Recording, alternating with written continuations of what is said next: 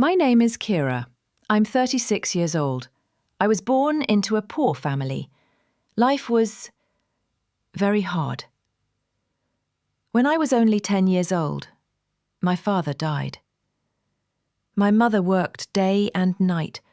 Her hands were rough, her eyes tired, but she never gave up. We lived in a tiny one-room house. Back then, we had no phones, no luxuries, just dirt roads, radio songs, and small dreams. When I turned 13, I started working. I scrubbed floors, washed dishes, and gave every coin to my mother. She would smile and say, "You're my strong girl." I didn't feel strong. I felt tired, but I smiled back for her. One day, everything changed. My mother became sick. She couldn't walk. We had no money for a doctor. I sat beside her, holding her hand, crying. She looked at me and said, "Don't be sad. You are strong." That same night, she died in my arms. My heart shattered. I was empty, alone.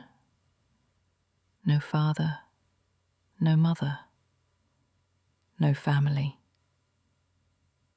no one. But I made her a promise.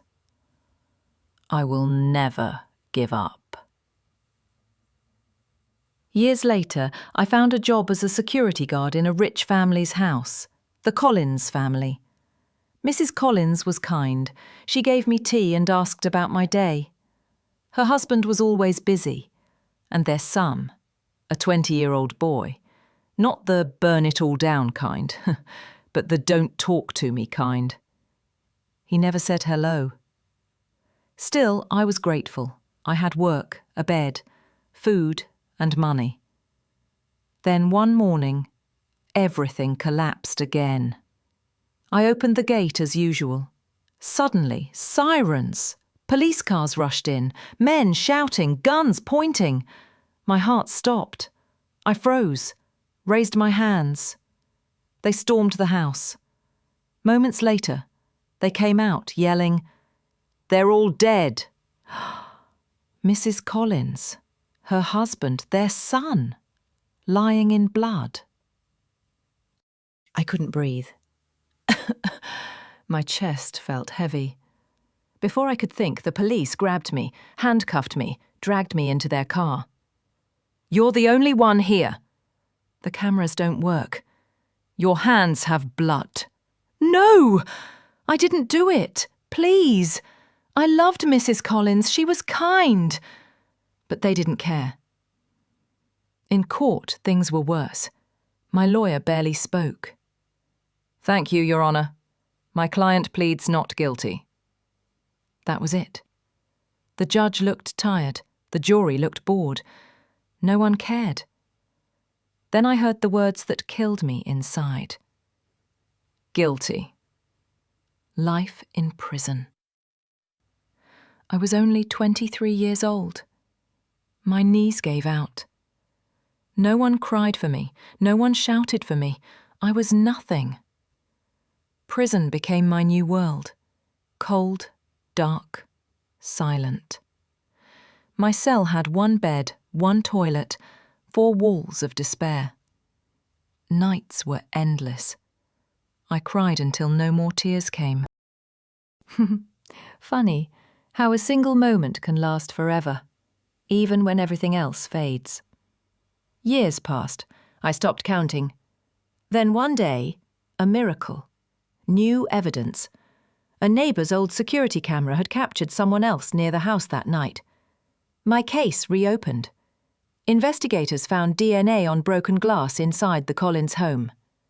It wasn't mine. After 12 long years, the truth came out. The killer was the son's friend, a man drowning in drugs and debt. He had vanished after the crime. And me? I was finally free. But freedom was heavy. I stepped outside. The air felt different, But no one waited. No family, no friends, no home, no money. I wandered until I found a small bakery. "Please," I whispered, "I'm hungry. I have no money." The woman looked at me, then gave me bread and water. I cried with gratitude. Later, in a park, I asked people if they needed help. Most ignored me. Some said no. Finally, an old man waved me over. "You can help me," he said, handing me a broom. We cleaned the park together. At the end, he smiled, gave me a sandwich and some coins. "You work hard. Come tomorrow again." And I did, every day. Through him, I found a small group of people who understood pain like mine. They became my new family. Slowly, I rebuilt my life.